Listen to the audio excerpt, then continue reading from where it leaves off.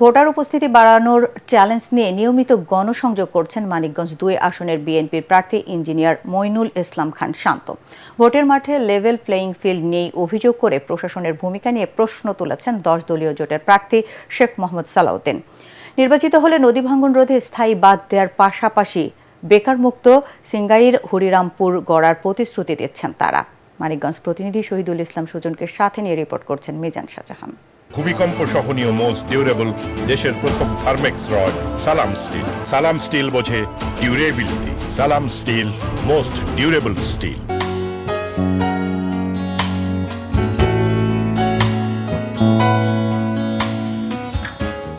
সিংগাইর হরিরামপুর ও সদরের ২টি ইউনিয়ন নিয়ে সংসদীয় আসন মানিকগঞ্জ ২।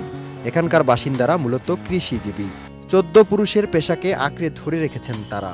পদ্মা নদীর ভাঙনে সর্বশান্ত হওয়ার পরেও বারবার ঘুরে দাঁড়ানো এসব মানুষ চান স্থায়ী সমাধান। নির্বাচিত হলে এসব সমস্যা নিরসনে পদক্ষেপ নেয়ার আশ্বাস দিয়েছেন বিএনপির প্রার্থী ইঞ্জিনিয়ার মইনুল ইসলাম খান শান্ত। চ্যালেঞ্জ হলো ভোটার উপস্থিতি। বিভিন্ন ধরনের কথাবার্তা শোনা যায়, তো আমার মনে হয় আমরা ওইদিকে নজর দিলে একটা ভালো রেজাল্ট আশা করছি। মানিকগঞ্জের ৩টি আসনেই ১১ দলীয় জোটের শরিকদের ছেড়ে দিয়েছিল জামাত। ইসলামী আন্দোলন বাংলাদেশ জোটে না থাকায় মানিকগঞ্জ ১ আসনে জামাতের প্রার্থী ডাক্তার আবু বকর সিদ্দিকী নির্বাচন করবেন। তবে মানিকগঞ্জ ২ ও ৩ আসনে ১০ দলীয় জোটের প্রার্থী খেলাফত মজলিসের ২ নেতা।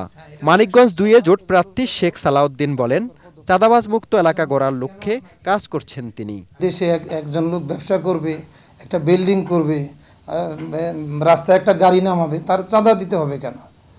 এর চেয়ে একটা লজ্জাজনক ব্যাপার তো হইতে পারে। এবার মেনে নেওয়া যান। আমি আসতে পারলে ইনশাআল্লাহ এগুলোর ব্যাপারেও আমি কার্যকর পদক্ষেপ নেব। শুধু নদী ভাঙন নয়, নির্বিচারে বালু উত্তোলনের কারণেও ভিটে মাটি হারাতে হচ্ছে এ অঞ্চলের মানুষদের। সিংগাইরকে বলা হয়ে থাকে ঢাকা শহরের কিচেন গার্ডেন, কিন্তু এখানে যারা কৃষিজীবী মানুষ তাদের ভাগ্যের পরিবর্তন হয়নি অতীতের কোনো সরকারের আমলেই।